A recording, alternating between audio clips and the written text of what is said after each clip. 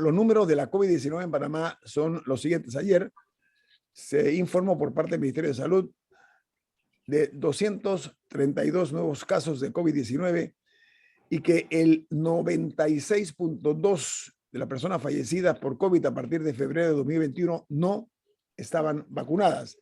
Se dio a conocer también el total de los casos que ya suman 755.498 y son 8.083 las personas fallecidas por la COVID-19. Pero la noticia hoy que se generó en el Ministerio de Salud es que esta institución confirmó ayer sobre los 2 primeros casos de lo que se conoce como el sublinaje BA.2 de la variante del coronavirus SARS-CoV-2, que se denomina Omicron, luego de los análisis correspondientes que realizaron el equipo de científicos del Instituto Conmemorativo Gorgas de Estudios de la Salud de Panamá.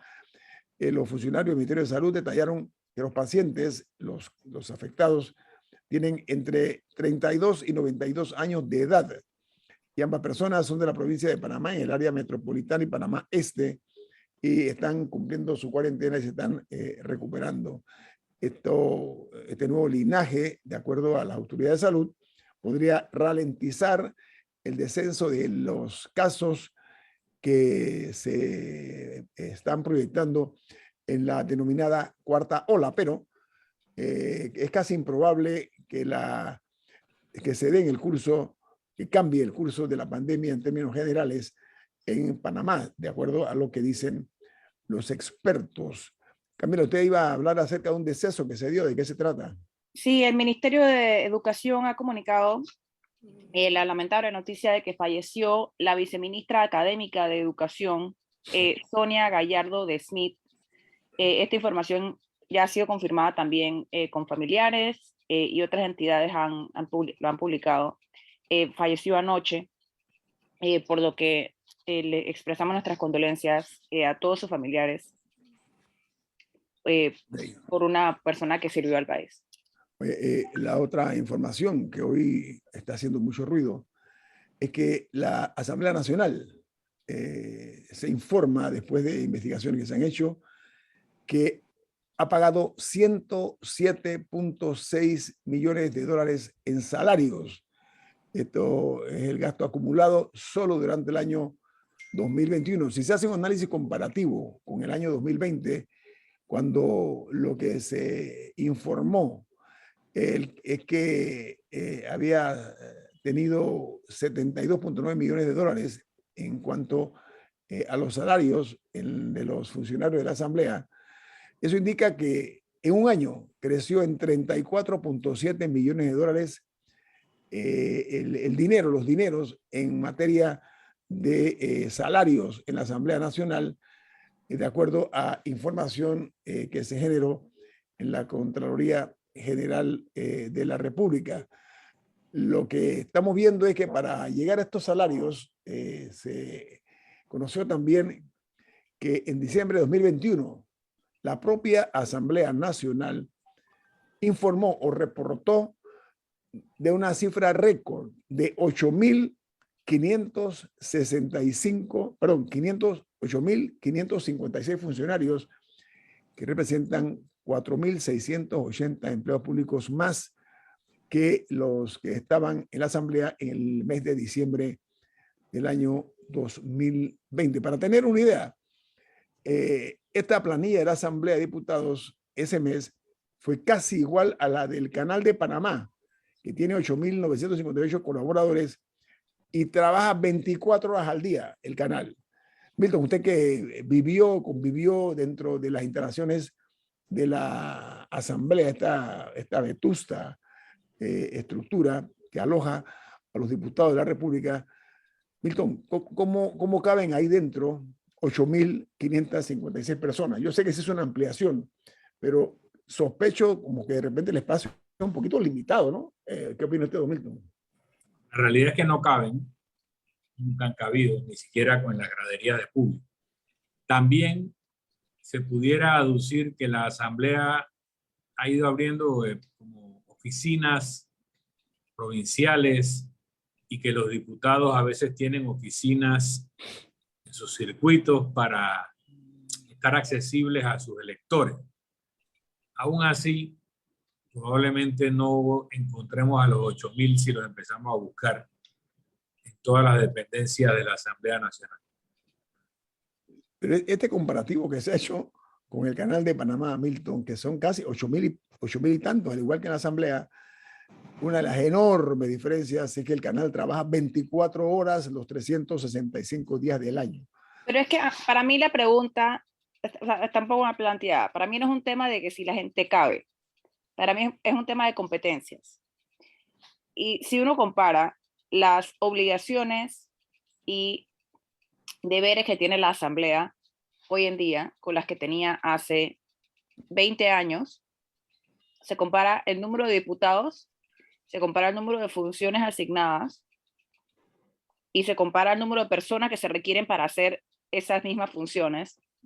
Yo creo que eso daría el cálculo obvio del desperdicio. O sea, porque al final no es que tenemos más diputados, o hace 20 años no sé cuántos eran, pero si cogemos desde que eran 71 hasta ahora, comparamos las planillas, comparamos las funciones y lo que se espera de ellos, no tiene sentido.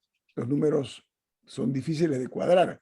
Pero mira que no únicamente en la Asamblea Nacional de Diputados, porque también el total de la planilla del Estado panameño en el año 2021 que acaba de transcurrir sumó 260.838 funcionarios.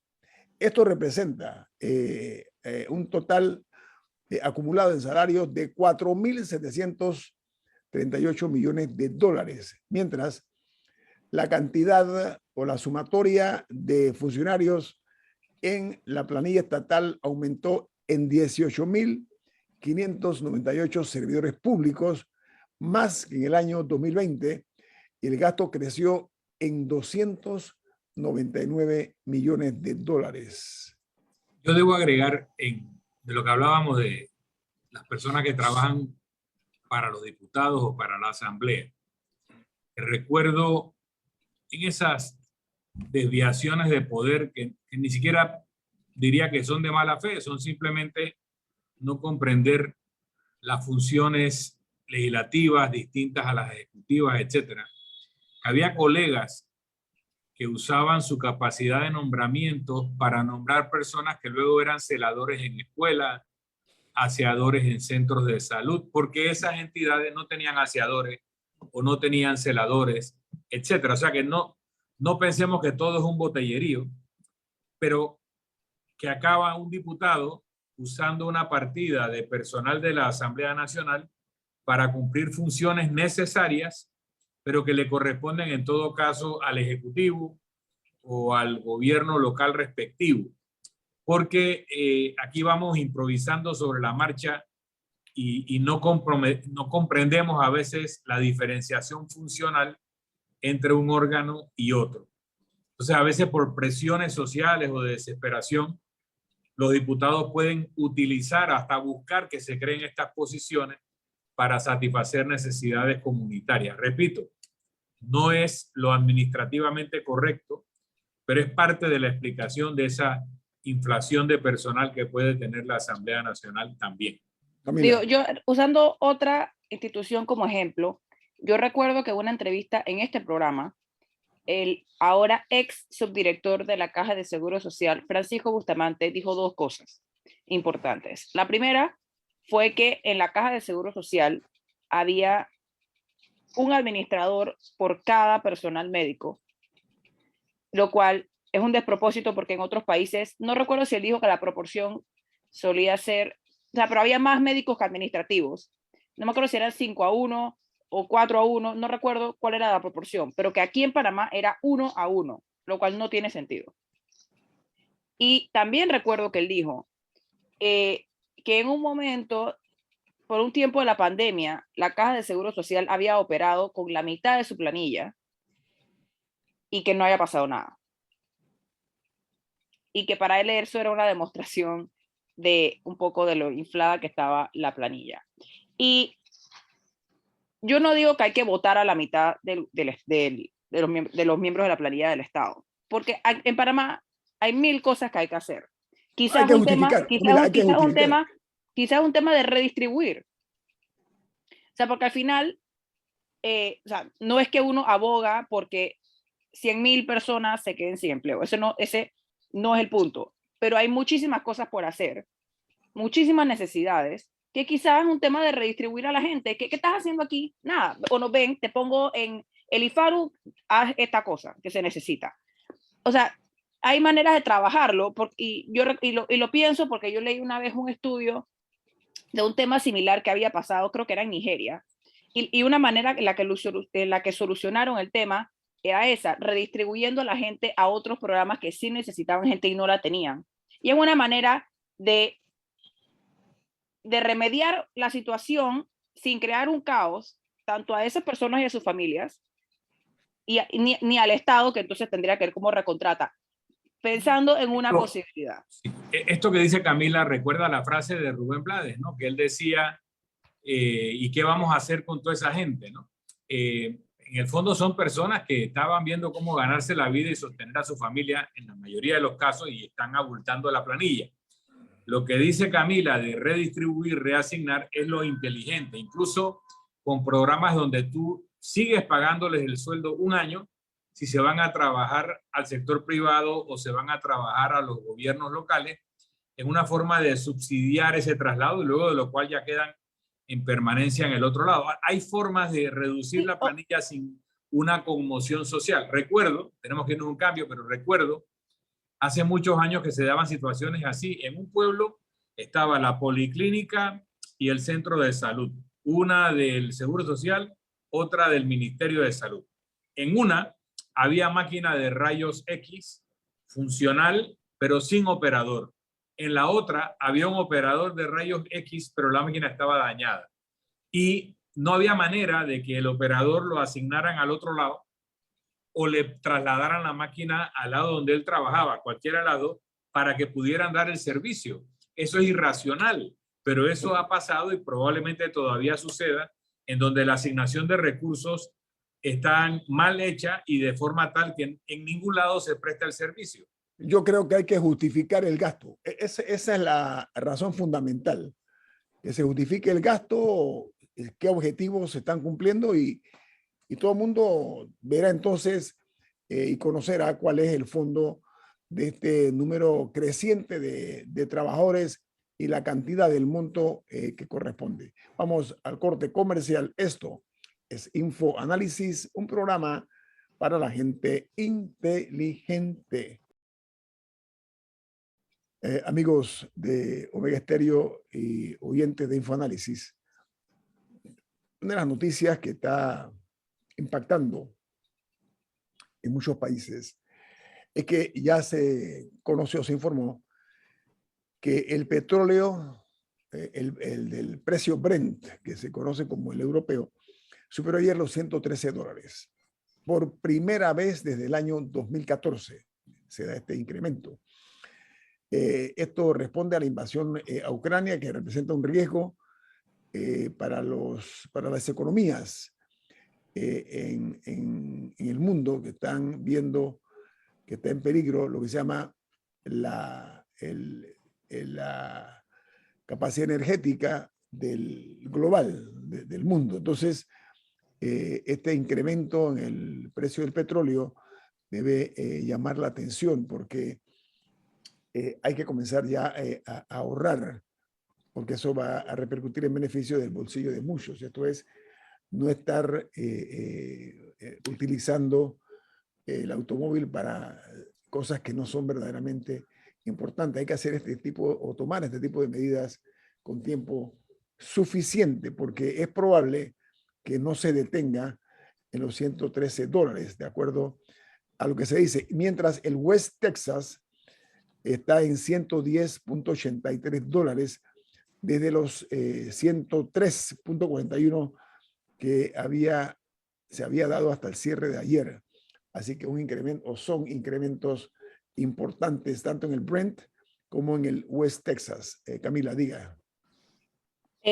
No, y en ese sentido, vi una pregunta interesante de alguien que me gustaría poder hacerse a alguien de la Secretaría de Energía, que alguien preguntaba que si Panamá tenía las reservas que se supone que son requeridas en los tanques, y que por qué si el precio de la gasolina subía hoy a nivel internacional, porque a veces aquí el día siguiente anunciaban un aumento, y que si eso estaba reflejado en el aumento anterior o el que acababan de hacer, y que si Panamá en teoría tenía reservas, ¿por qué lo subían de una vez? Que así que sí me parece que sería interesante tener a alguien de la Secretaría de Energía. Ellos tienen una ingeniera que explica el tema muy bien para responder esas preguntas de los oyentes, que sé que existen ese tipo de curiosidades, pues. Y al mismo tiempo, yo he encontrado interesante el surgimiento de otros medios de transporte.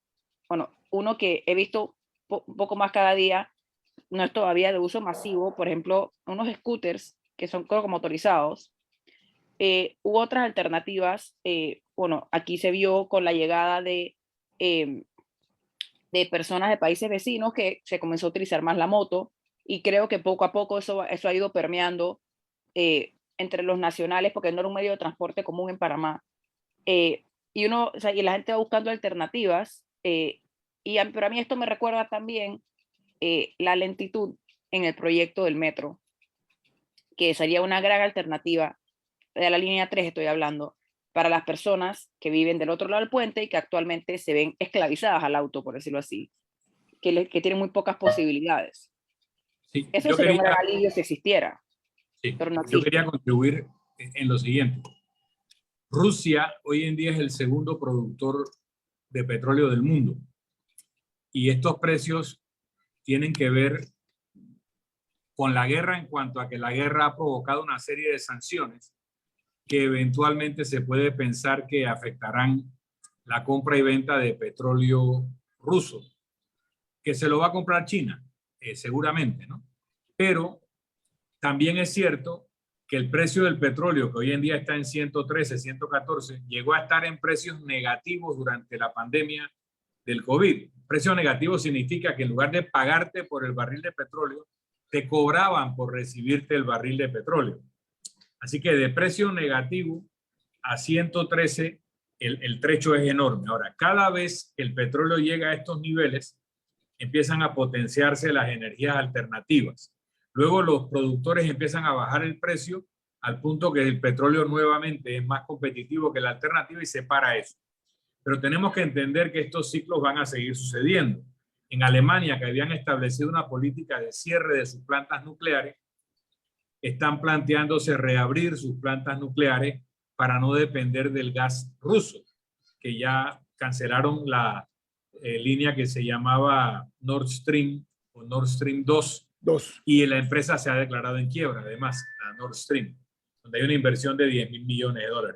Entonces, tenemos que buscar las alternativas, como muy bien dice Camila, transporte público tipo metro para reducir el uso de vehículos, pero aumentar la producción eólica, aumentar la producción de energía a través de movimiento de mareas, que Panamá tiene una gran costa y tiene mareas significativas en el Pacífico. O sea, tenemos que empezar a meterle a eso, y también a la microproducción. No solo depender de grandes inversiones que hagan inversiones millonarias para producir energía, sino fomentar mediante estímulos legales o arancelarios que uno pueda producir en casa. Aquí ya hay empresas que te instalan los paneles solares, pero también están los molinillos y otras formas de producir energía, y que esa energía que tú produces para tu casa se pueda vender a la red cuando tú tengas excedentes, de una forma racional y no arbitraria en los precios. Entonces, tenemos que plantearnos una política energética que no dependa de estas circunstancias. También tengo que decir que Estados Unidos está poniendo en el mercado parte de su reserva estratégica, que Estados Unidos puede aumentar su propia producción, que Arabia Saudita puede aumentar su producción y compensar el vacío que Rusia estaría dejando. También hay otros efectos geopolíticos.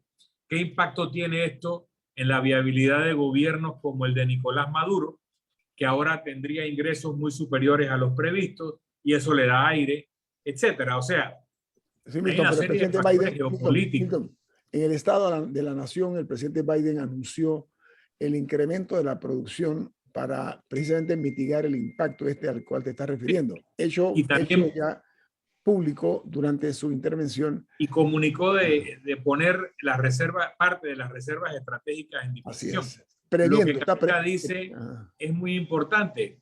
¿En qué nivel están nuestras reservas estratégicas? ¿A qué precio se pagaron? Etcétera. Eso es importante también. Entender que el aumento de precio de la energía es uno de los elementos que se utiliza para reducir el consumo. Sí, Que las pero personas seamos más conscientes en el consumo energético para no depender de las importaciones. O sea, hay muchas cosas que hablar y creo que vale la pena empezarlo a hacer aquí sí, para que seamos conscientes de que estas cosas van a seguir sucediendo y que debemos ser lo menos dependientes posible de lo exógeno. sí, Yo les pero, puedo decir, con conocimiento de causa, que la mayor parte de la industria automotriz está basada en México, que produce piezas para la gran industria automotriz norteamericana.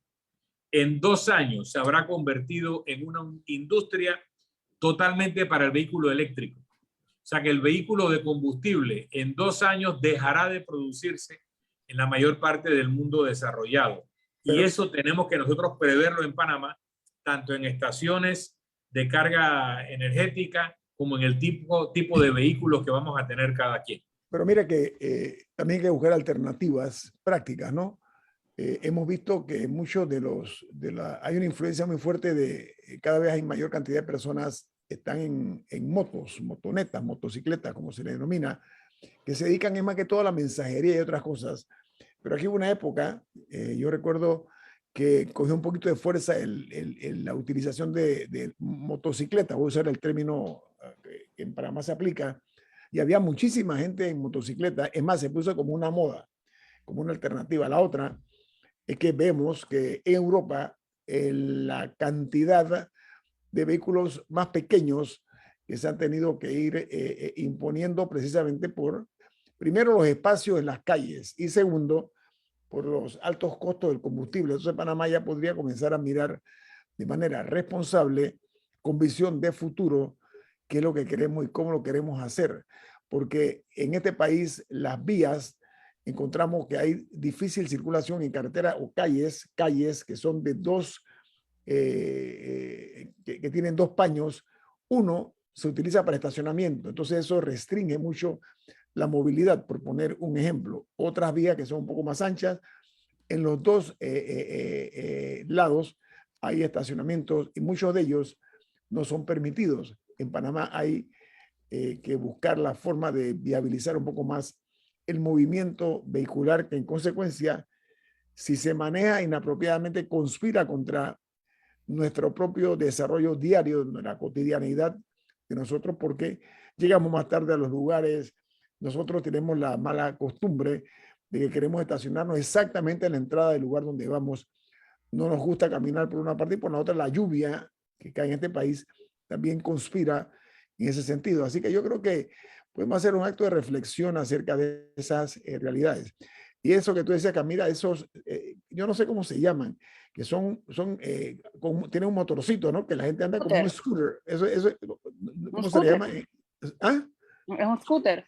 Ok, ese tipo de alternativa también me llama. Lo que sí quiero llamar la atención de los conductores, que por favor respeten a estas personas que andan, se movilizan en estos scooters, porque con las bicicletas aquí no hay respeto hacia los ciclistas, no hay consideraciones hacia los ciclistas. En muchos casos han perdido la vida por la imprudencia de conductores que no toman en consideración a las personas que se movilizan en bicicletas. Diga, Camila.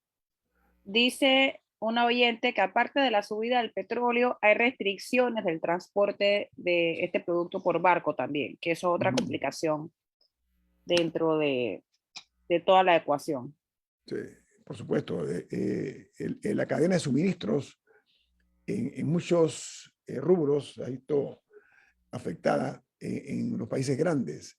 Y por supuesto que eso tiene también un efecto hacia los países más pequeños, ¿no? Y dice otro oyente, me imagino que refiriéndose a la pregunta que yo había comentado anterior de otro oyente sobre el tema de los tanques de petróleo, de gasolina.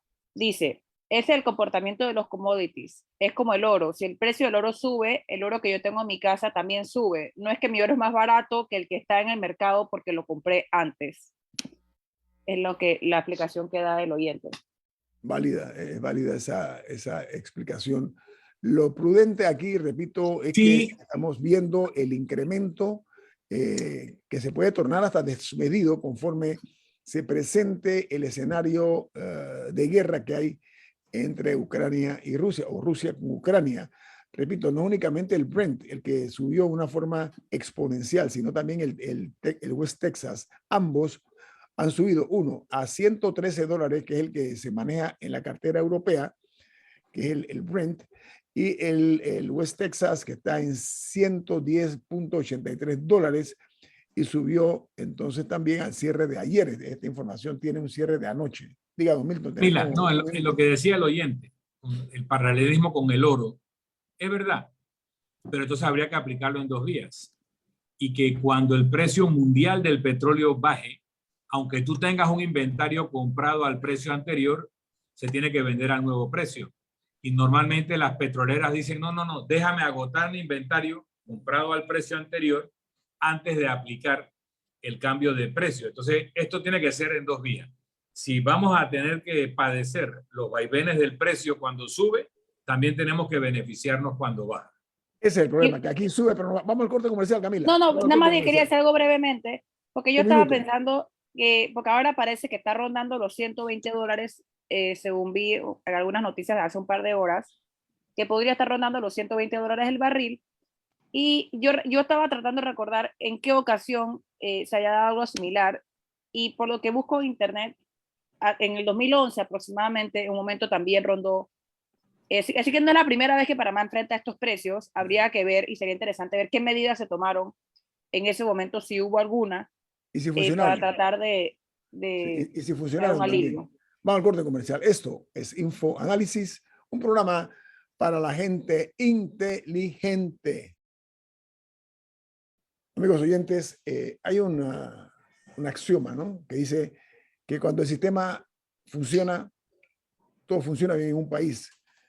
Es algo impensado lo que estamos viendo en Chile, donde el comandante en jefe del ejército se ha visto en la obligación o forzado a renunciar una semana antes del término de su periodo en la comandancia por un escándalo.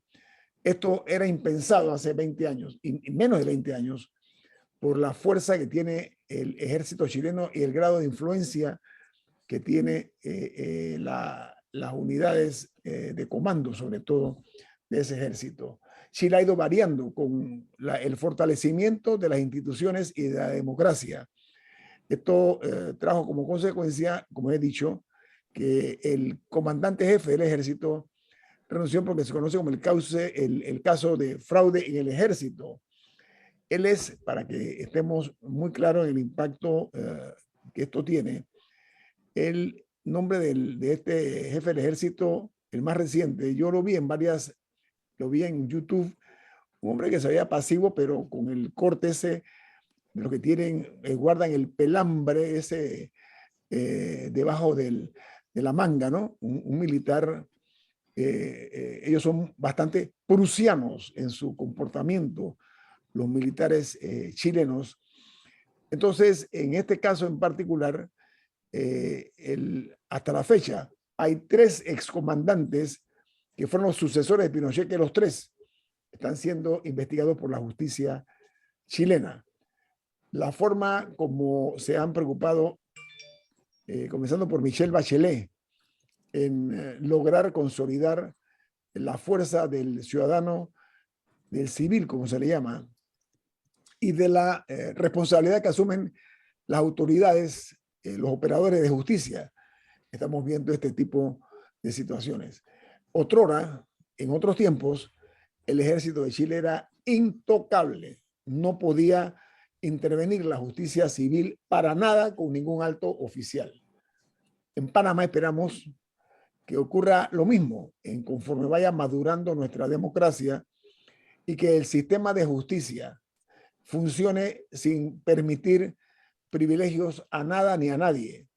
Porque, repito, el gobierno de Augusto Pinochet, el régimen tirano que él desarrolló en Chile, puso en jaque a todas las autoridades. Había un control absoluto por parte de los militares en todo lo que era la gestión del Estado. Eso, con el advenimiento, con la salida de Pinochet del poder y el arribo de la democracia en Chile, esa democracia fue buscando vías muy sólidas al punto que ahora llegamos a observar este fenómeno que se ha dado. Y por otra parte, la señal que mandó la ciudadanía con el triunfo de Boric, algo impensado también en un país que se le reconoce un alto grado de cultura política.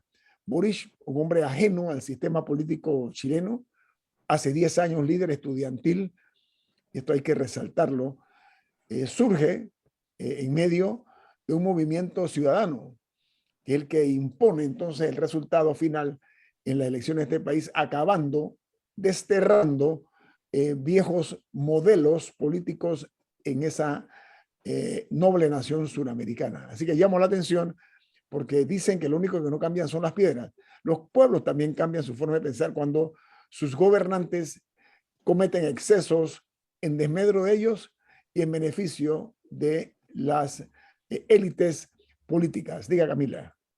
Regresando a un par de temas anteriores sobre las asambleas, ya busqué en los sitios web oficiales, tanto de la Asamblea de Panamá como de la Asamblea de Costa Rica. Me metí a sus módulos de transparencia, busqué las planillas de cada uno y esto es lo que declara cada asamblea. La Asamblea de Panamá, en su sitio web, y esto de personal de la estructura permanente de la asamblea, que sabemos que también existen planillas de personal transitorio, que asumo no está incluido aquí, porque aquí dice que es la estructura permanente. Aquí tienen una lista de 2.247 personas. Como te digo, yo estoy segura que hay más, pero esta es la estructura permanente que declara la asamblea. Para 71 los interinos, ¿cuántos son los que están por no sé, esta es la planilla que aparece en el sitio web de la Asamblea de Panamá como estructura permanente. Son 2.247 personas. Busqué la de Costa Rica y su planilla de funcionarios es de 859 personas. O sea, que la de Panamá es básicamente tres veces la de Costa Rica, y eso sin contar que en Panamá hay otras planillas de personal transitorio que probablemente no están incluidas ahí. 3 veces la de Costa Rica. En términos de la diferencia de diputados, en Panamá son 71 y en Costa Rica creo que son 58 o 57. Pero también me gustaría notar que Costa Rica tiene en población aproximadamente 1 millón de personas más que Panamá, porque Costa Rica son más de 5 millones, según lo que encontré en la web. Así que aquí vemos un poco la desproporción. Y probablemente hay otros elementos que habría que introducir en el análisis, que habría que sentarse a ver, pero no lo entiendo. Muy bueno el análisis. Digo, esto fue una búsqueda rápida, como digo, probablemente hay otros elementos que hay que evaluar. No conozco las funciones de la Asamblea de Costa Rica, la verdad no la conozco muy bien. Esto fue una búsqueda rápida que hice y simple y sencilla, pero a mí no me parece que tiene sentido. Ok, muy bien. Gracias por la información, Camila. Y el análisis comparativo entre Costa Rica y Panamá. ¿Podemos agregar que Costa Rica tiene menos diputados que Panamá? Sí, los tiene menos. Podemos agregar que en Costa Rica está prohibida la reelección inmediata, por lo tanto los diputados no tienen esa presión clientelar porque no se pueden reelegir como diputados. Y probablemente que también la Asamblea de Costa Rica tenga menor desarrollo técnico en el rol de contrapeso, que para eso es que realmente se justificaría un equipo técnico, pero repito, hay elementos de que son menos diputados que no pueden ir a la reelección y no tienen esa presión clientelar que tienen los de acá, pero que también probablemente hayan desarrollado menos su función de contrapeso. Okay. Camila. Sí, dice Rodrigo Noriega, me escribe y dice que la comparación con Costa Rica es interesante, pero que si lo comparamos con Colombia es peor, porque la Asamblea Panameña tiene un presupuesto mayor que el Congreso colombiano, a pesar de que Colombia tiene 10 veces más población y tiene más de 100 senadores y más de 100 diputados. Bueno, Esto es comentario del amigo de esta mesa, Rodrigo Noriega. Gracias. Por ahí puede ser una comparación más precisa. Sí. Oye, yo quiero, antes de finalizar el programa, invitarlos a que reflexionemos sobre lo siguiente. Aquí hay una empresa que en Panamá se ganó millones de dólares en contratos en construcción de obras. Estoy hablando de Constructora Mejo, de Costa Rica. El dueño de esta empresa salió aquí en Panamá ileso de las investigaciones que se hicieron. Ileso. En Costa Rica está detenido, está en la cárcel, ¿ok? Tras los barrotes producto de los excesos que cometió en ese país en supuestos actos de corrupción, conforme a lo que dicen las autoridades de ese país. Ahora resulta ser que en Panamá, el Tribunal Administrativo de Contrataciones Públicas anuncia que ha rechazado un recurso de impugnación que fue presentado por Constructora Meco contra el Ministerio de Obras Públicas en la adjudicación para la construcción del puente vehicular sobre el río Bayano. Esto es en Coquira, en el sector ese. Y resulta que esta empresa todavía se da el tupé, el lujo de querer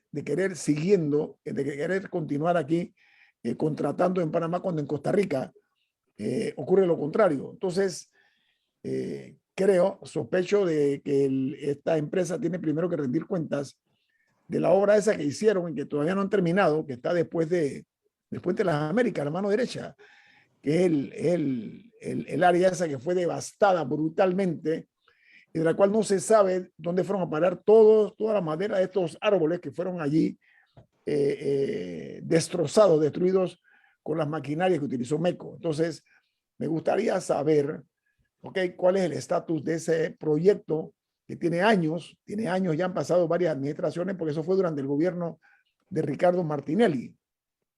Entonces, habría que preguntarse hasta cuándo esta obra va a estar así, que se ve que está todavía algún tipo de trabajo, pero la rendición de cuentas en torno a la devastación brutal y salvaje que se dio en ese proyecto que está, repito, cuando usted va hacia el interior, a su mano derecha, ese proyecto todavía no hay detalles conocidos acerca del mismo, pero yo llamo la atención porque son árboles centenarios los que habían ahí en ese área que fueron, repito yo, arrastrados por la maquinaria de Constructora Meco. Diga, Camila.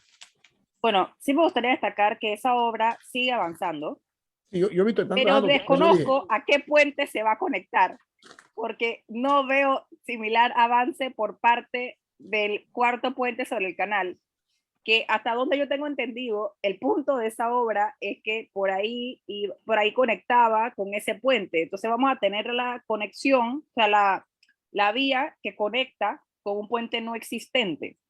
¿Qué ha pasado? Yo todavía no he visto la explicación clara de, bueno, se inventaron hacer un túnel por debajo del canal con la línea 3 del metro, atrasando todo el proyecto y con eso afectando la dignidad de las personas que viven en el oeste, que siguen teniendo que aguantarse nada más 2 opciones al día. Entonces, no, ahorita no sabemos en qué ha quedado. Es más, la licitación del tema del túnel, hay que ver en qué ha quedado eso, porque por esta fecha yo creo que ya se debía conocer. Entonces, como eso está parado, también está parado el cuarto puente. Sí, oye, aquí hay una información que nos da Gerardo Berroa, director general del diario La Estrella de Panamá. Él dice, Meco no tumbó los árboles. Fue otra empresa durante el gobierno del presidente Varela.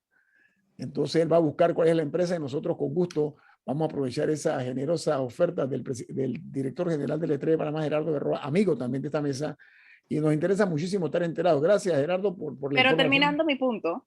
Un minuto. Entonces, está parado la línea 3 del metro, está parado el cuarto puente. No sabemos cuánto va a costar el cuarto puente ahora, que debería ser, supuestamente va a ser más barato, porque ya no le va a pasar un metro por encima. Pero entonces, hay tantas cosas en el aire, y esas son obras absolutamente necesarias para la convivencia en este país. Gracias, Camila. Bueno, viene Álvaro Alvarado con su programa Sin Rodeo.